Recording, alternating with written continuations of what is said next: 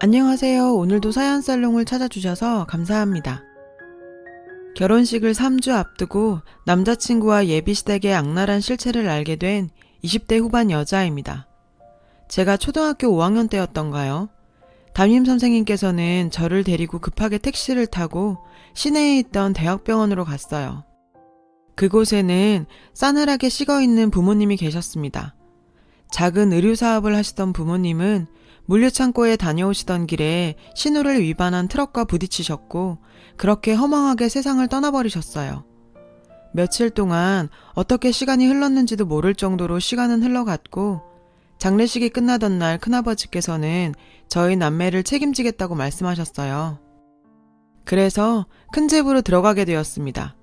평소 몇 번 보지도 못한 큰아버지 댁에 들어가서 산다는 게 불편하긴 했지만 선뜻 저희를 거두어 주신다는 큰아버지께 감사했어요.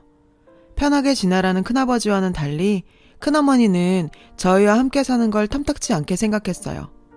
어찌 보면 당연한 일이죠. 저희의 존재가 뭐가 그렇게 반가웠겠어요. 특히 사촌 언니는 어쩌면 사람이 저렇게 못돼 먹을 수 있는지 궁금할 정도였어요. 늘 저를 자기 집에 얹혀 사는 거지라고 부르면서 자기가 해야 할 일을 저에게 미루고 괴롭히기 일쑤였어요. 어렸던 저는 그저 따를 수밖에 없었는데요. 야, 박현지, 내가 방 치워 놓으라고 했어 안 했어? 너 미쳤어? 집에 빌붙어 살면 그 정도는 해야지.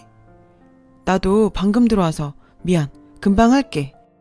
그럴 때마다 오빠는 저를 보호하기 위해 사촌 언니와 싸웠고 그 때문에 늘 큰어머니에게 혼나곤 했습니다.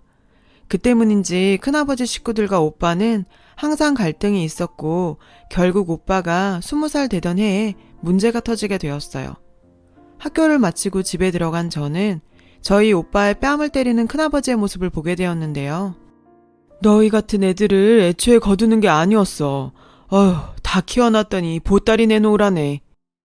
저희가 아직 애로 보이세요? 저희 데려다 키우는 대신 저희 부모님 사고보상금 다 수령하셨잖아요. 모르고 있는 줄 알았어요? 약간은 당황하신 듯한 큰어머니께서는 오히려 역정을 내셨죠. 얘, 뭐라는 거야? 무슨 보상금? 얘가 야가가지고 벌써부터 돈. 역시 검은머리 짐승은 거두는 게 아니랬어. 여보, 내가 뭘 했어요? 그때 데리고 오지 말았어야 했다고 했잖아요. 그 후 저희 남매는 그 집에서 빈손으로 내쫓기다시피 나왔어요. 다행히 어린 시절 부모님과 함께 살던 작은 주택은 성인이 된 오빠의 명의가 되었고 저희는 그곳으로 들어가게 되었습니다. 으리으리하던 큰아버지 댁과 달리 허름한 작은 주택이었지만 늘 구박받으며 살던 큰댁 생활과는 비교할 수도 없게 행복한 시간이었죠. 하지만 12살, 20살짜리에게 세상은 호락호락하지 않았어요. 학교에서 늘 1등만 하던 오빠는 저를 위해 대학도 가지 않고 바로 생업전선에 뛰어들었습니다. 하루에 투잡, 쓰리잡 하면서 온종일 일했고 그 덕에 저는 무사히 대학까지 나올 수 있었어요. 그런 오빠의 마음이 고맙기도 했지만 한편으로는 저에게는 너무 큰 빚으로 자리 잡았죠. 저 뒷바라지하느라 결혼도 하지 않고 있던 오빠를 위해 저라는 짐을 덜어주는 게 최선이라고 생각했고 빨리 결혼해야겠다는 생각을 했어요. 그때는 그게 오빠를 더 힘들게 할 거라는 생각은 하지 못했어요. 27살이 된 저는 자원봉사단체에서 만난 동갑내기 남자친구와 결혼 약속을 하게 되었어요. 남을 돕는 삶이 자신의 길이라 여기던 그는 부모가 없는 저를 아무 편견 없이 바라봐줬고 그와 함께라면 오빠의 무거운 어깨를 덜어줄 수 있을 거라 생각했었죠. 자원봉사단체장을 맡고 계시던 예비 시부모님은 누구에게나 친절하고 따뜻했습니다. 많은 사람들의 칭찬을 받던 분들이었고 부모가 없는 저에게 늘 부모처럼 생각하라며 따뜻하게 챙겨주셨어요. 하지만 그들의 아들이 저랑 사귀고 결혼 약속까지 했다는 사실에 태도가 180도 변해버렸습니다. 현지 너 설마 우리 상우랑 결혼까지 할 건 아니지? 내가 딱 깨놓고 말할게. 내가 우리 상우한테 욕심이 좀 많다. 그래서 유학도 보낸 거고. 그런데 부모도 없는 너랑 결혼한다고 하면 내 마음이 어떻겠니? 그렇다고 오빠가 변변하기나 하니? 고졸해 용접한다며? 너도 부모 되면 다 이런 상황이 이해될 거다. 너도 이해해주길 바란다. 저는 그 자리에서 아무 말도 할 수 없었죠. 그의 어머니의 말이 냉소적이긴 했지만 틀린 말은 하나도 없었으니까요. 저는 비참함에 그 자리에서 울어버리고 싶은 지경이었어요. 오빠에 대한 얘기는 참을 수 없어서 한마디 하고 싶었지만 차마 그게 입 밖으로 나오진 못했어요. 그 일이 있은 후 더는 그를 만날 수 없어서 연락도 피하고 봉사활동도 나가지 않고 가슴앓이만 하고 있었어요. 그 모습에 오빠는 말은 못하고 같이 가슴 아파했었죠. 그리고 한 달쯤 지났을까요? 어느 날 그의 어머니께 연락이 왔어요. 현지야, 오랜만이다. 내가 우리 아들 말 들어보니 내가 저번에 했던 행동 사과하려고 전화했다. 내가 널 잘 모르고 말했구나. 언제 우리 집 한번 찾아오렴? 갑자기 달라진 그의 어머니의 태도에 그저 어리둥절할 수밖에 없었어요. 그렇게 방문하게 된 그의 집에서 저는 예비 며느리로 급작스레 환영받게 되었고 결혼 날짜까지 한 번에 잡게 되었어요. 과정이야 어떻게 되었던 간에 사랑하는 그와 결혼할 생각에 부풀었어요.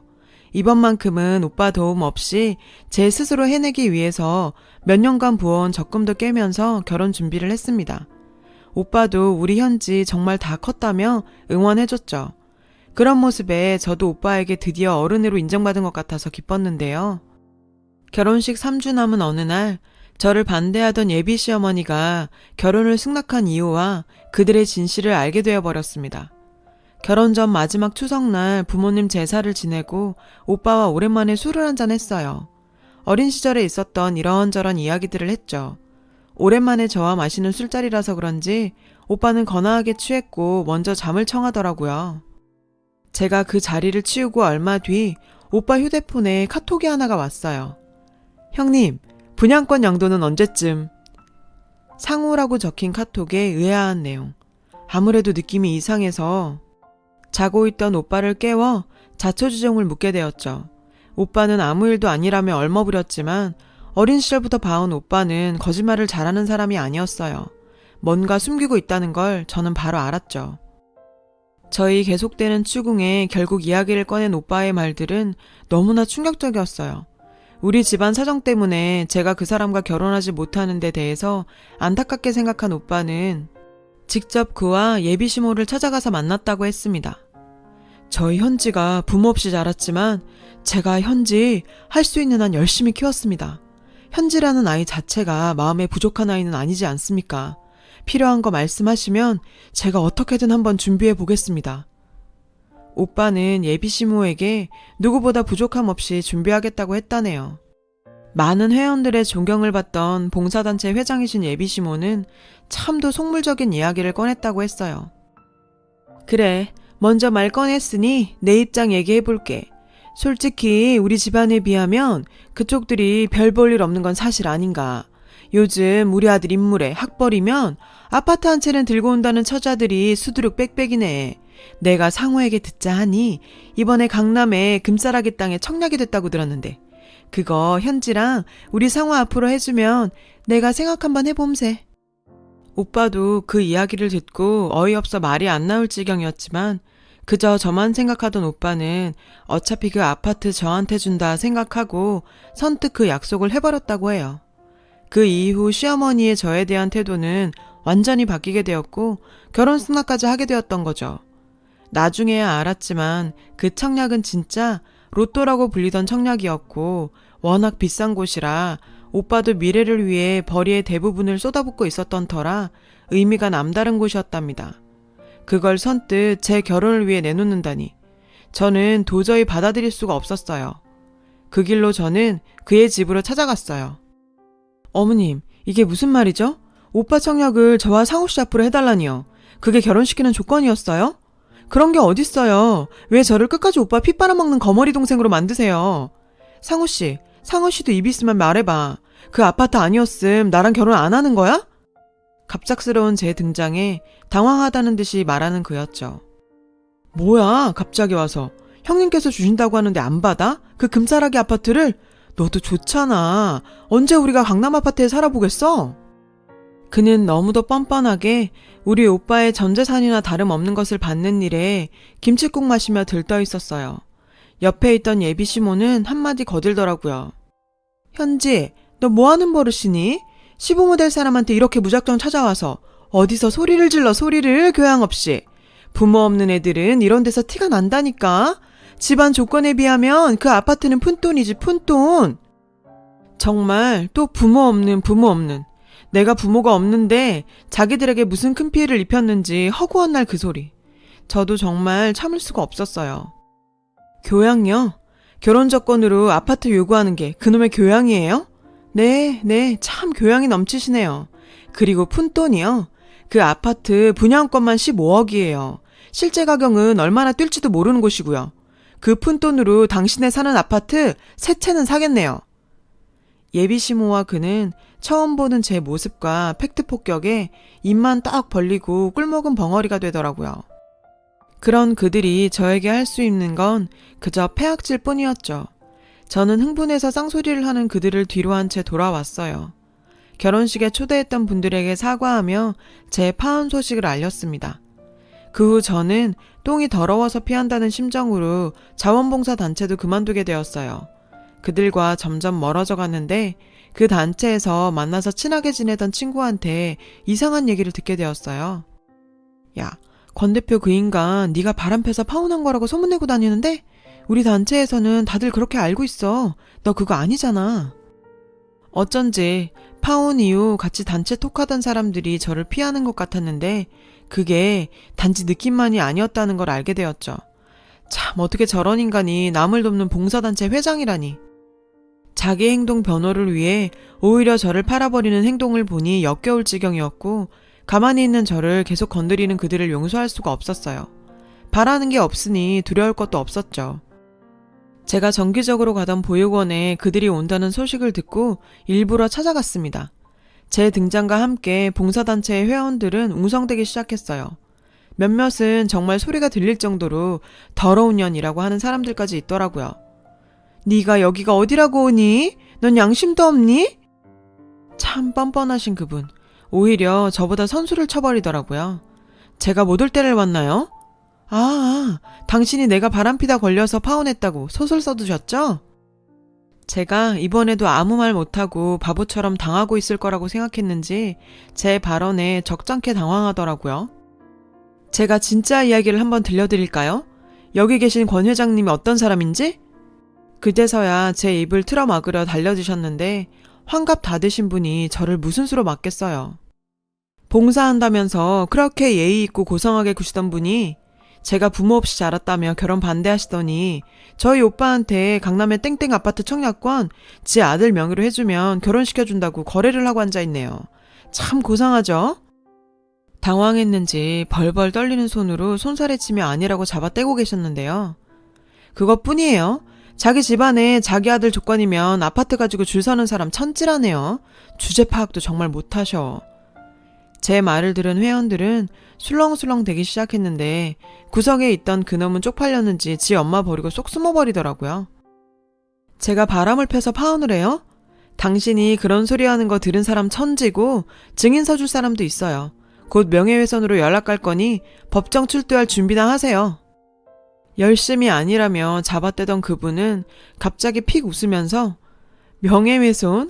그게 무슨 명예훼손이니? 명예가 있어야 명예훼손이지.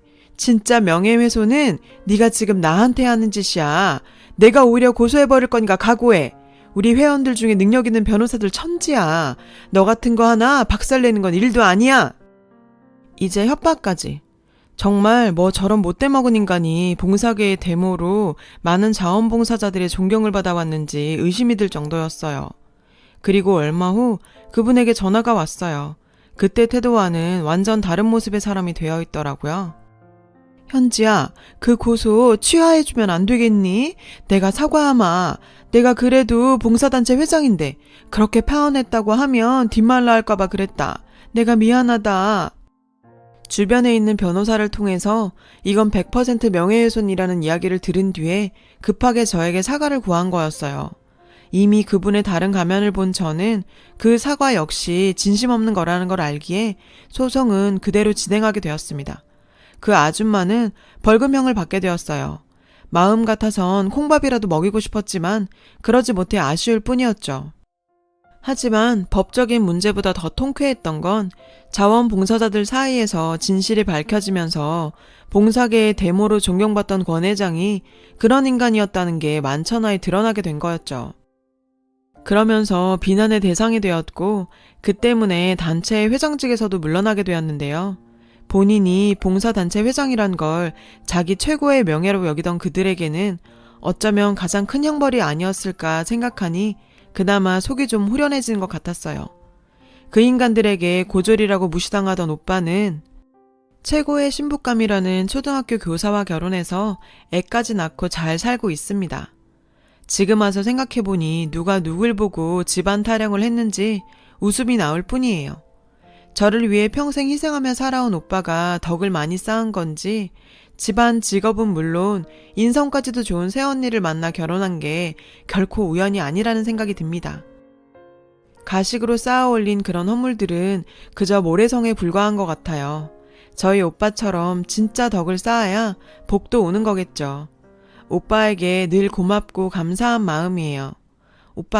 오빠가 정말 행복했으면 좋겠어. 우리 남매 더 잘 살아보자. 긴 글 읽어주셔서 감사해요. 여러분, 사연 댓글에 응원과 현명한 조언 부탁드려요. 좋아요와 구독은 저에게 큰 힘이 됩니다. 오늘도 좋은 일 가득하세요.